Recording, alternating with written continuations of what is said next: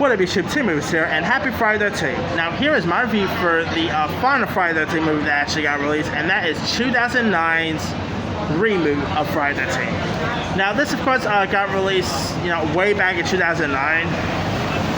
And, the reboot was actually not as bad as most people may actually. Lots of people was, there was some side who actually liked it, there was some other side who didn't like it. I'm one of the side who thought the reboot was pretty good.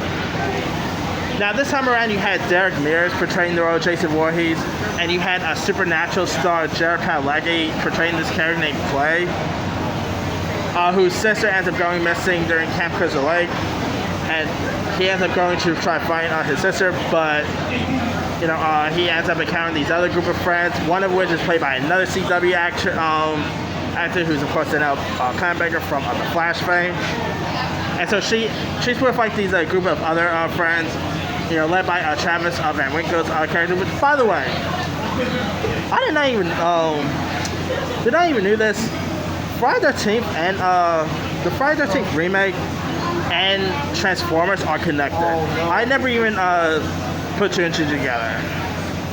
They're actually connected. I mean, it makes sense because Friday the 13th reboot is actually produced by Michael Bay, who, of course, gave us Transformers.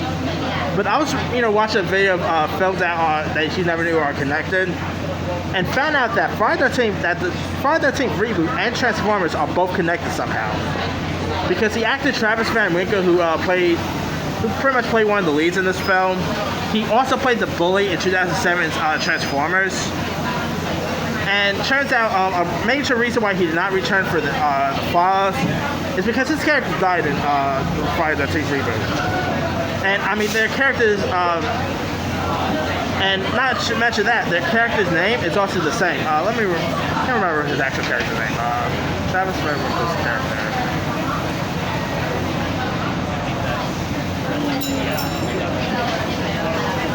Yeah, his character's Travis Van Winkle's character in the Friday the 13th reboot and Transformers is named Trent, and they're both very similar. Of course, the character Trent was such a bully to Shia LaBeouf's character from, Sam character from Transformers, and they're so much alike.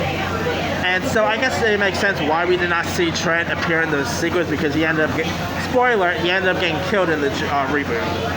And of course, there is a very, graphic sex scene. I mean, the sex scene in this, by the way, feels just like a porn, that definitely feels like something that Jason Voorhees tried to avoid, Those sorts of type of people are the reason why Jason kills people. Anyway,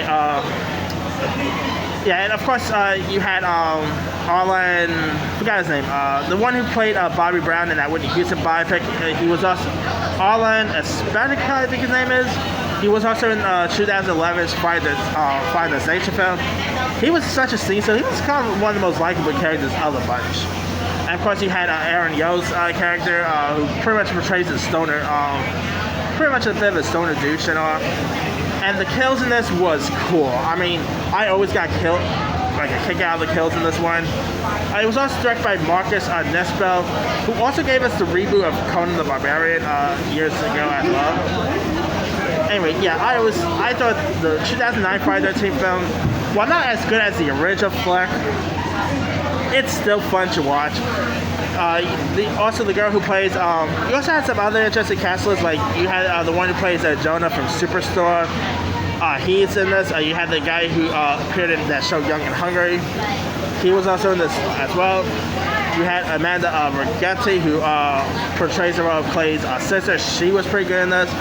Yes, and the kills in this is more graphic than the original. I mean, it's more darker than the original. It also gives a lot of love to the original as well. And 2009's Friday the 13th is, crazy to believe that the movie is about 11 years old this year. And sad to say it's the last Friday the 13th movie we've had, because there's some legal issues surrounding it. I mean, there has been talk about another Friday the 13th film coming. LeBron James has been, to actually produce one. Blumhouse wants to do another Friday the 13th film, but with all the legal issues, who knows if we're ever going to get another Friday the 13th movie off the ground. But, we'll see what happens down the line. Hopefully the legal issues gets resolved and we can get another one. Because I would love to see Jason Voorhees back on the big screen. Jason just one of the most iconic horror villains there is, and to see Jason on the big screen again will be super sweet. Anyway, let me leave it to you guys. What did you do on the 2009 reboot of Friday the 13th? Were you a fan of it? Were you not a fan of it? What's some of your favorite moments? Some of your favorite kills? I mean, do you even prefer it over the original Friday the 13th? And would you be down to check out another Friday the 13th movie in the near future? Drop a comment below. Don't forget to like, subscribe, hit that bell for more notifications. This is C-Movie signing off.